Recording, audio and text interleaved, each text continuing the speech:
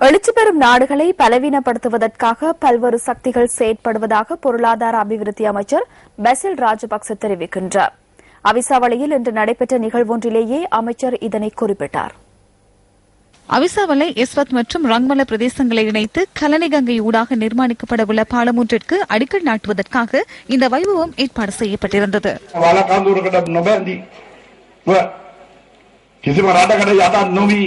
ஏதேனும் ஒரு நாடு காலனித்துவம் அல்லது அடிமை நாடாக இல்லாமல் சுயாதீன இறைமைமிக்க நாடாக எழுச்சி காணும் போது அந்த நாட்டை அழிப்பதற்கு சில அதிகாரங்கள் மிக்க நாடுகள் அனைத்து சந்தர்ப்பங்களிலும் முயற்சிக்கின்றன.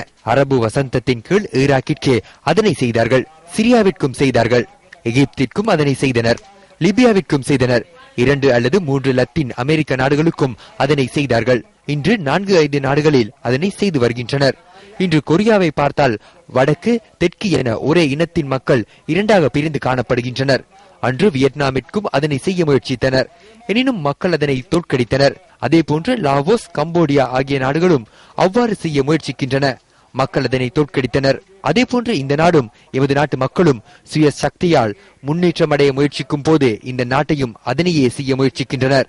அதனை தோற்கடிக்க வேண்டியது நாட்டு மக்களின் தலையாய கடமையாகும். මේ රටවත් ඒ දේම කරන්න උත්සාහ කරනවා. ඒ පරාජය කිරීම මේ රටේ ජනතාවගේ පරම යුතුයකම.